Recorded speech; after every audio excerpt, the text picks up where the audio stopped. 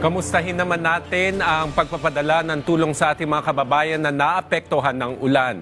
Makakausap natin si Assistant Secretary Irene Dumlao, ang tagapagsalita ng Department of Social Welfare and Development. Asek Irene, magandang gabi po.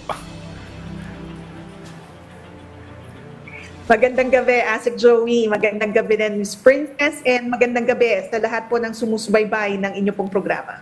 Asek, kamusta po yung distribution ng tulong sa mga binagyo nating kababayan? Asek Joey, as of 6 p.m. tonight, umabot na po sa mahigit 31 million pesos worth of humanitarian assistance ang naipaabot na ng DSWD sa iba't ibang mga local government units bilang bahagi po ng ating augmentation support na mabigyan nga address yung pong pangunahing pangangailangan ng mga kababayan natin na apektuhan at ng mas pinaigting West Monsoon. Ito pong tulong na ito ay binubuo ng mga family food packs and non-food items na kagaya ng family kits, hygiene kits at ng mga sleeping kits.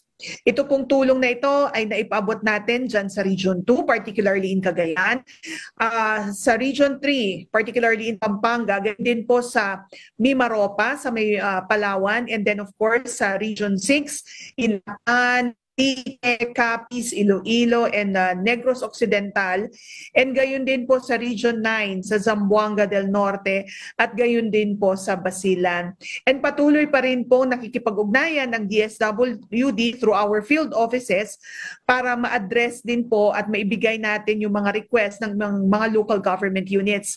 Kaya inaasahan natin as a Joe, itong numero na ay tataas pa sapagkat may mga natanggap pa tayo ngayong gabi na mga requests from local government units, particularly dyan sa Region 1 and then in Cordillera Administrative Region.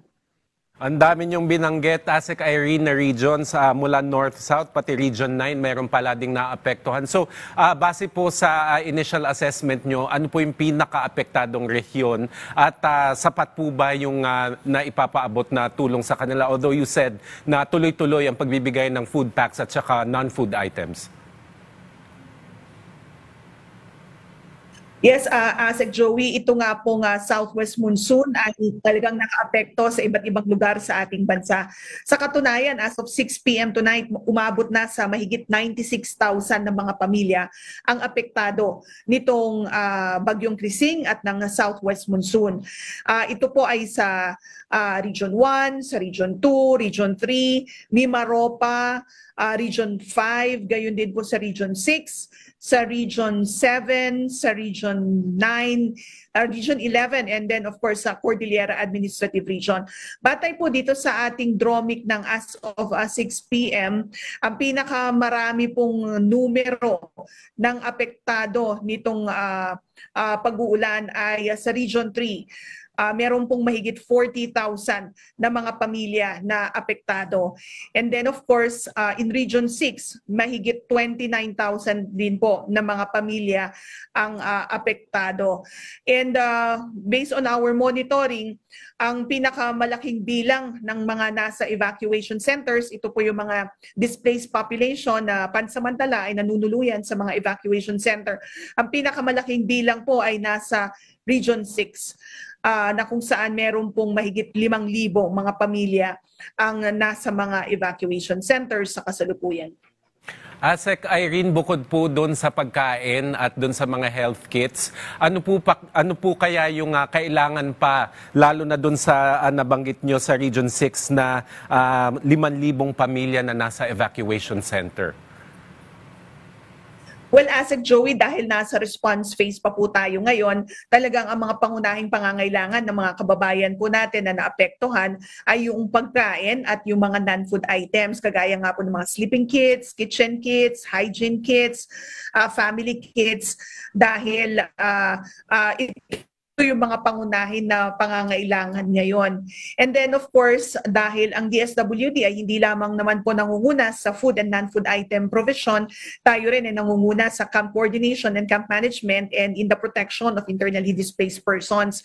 Kung kaya nga po, yung ating mga miyembro ng ating quick response teams ay nakadeploy at humahalili po sa mga local government units. Nang sa gayon, matiyak na itong mga evacuation centers are safe, functional, and sumusunod po sa mga panuntunan na inihain natin sa camp coordination and camp management. And then matiyak na yung mga pangangailangan po ng mga vulnerable sectors ay atin din pong maibahagi. Atin din pong tinitiyak na merong mga safe spaces para sa mga kababaihan, kabataan, yung mga elderly people, and then of course yung mga persons with disabilities. So ito yung mga tinitignan natin. And then of course dahil alinsunod nga sa kautusan din ni Pangulong Marcos Jr. na tiyakin natin na yung mga tulong ay naipapaabot natin sa mga apektadong mga pamilya, ina-assess din ng ating mga camp managers itong ating mga internally displaced persons at matukoy natin ano ba yung mga iba pang mga pangangailangan. Once we enter the recovery phase, titingnan din po natin ano yung mga ibang tulong or intervention na may mapaabot natin. Ang napakahalaga dito, Asik Joey, is that we've strengthened our coordination with the local government units para po mabilis nating maipaabot itong mga iba't ibang tulong na kinakailangan.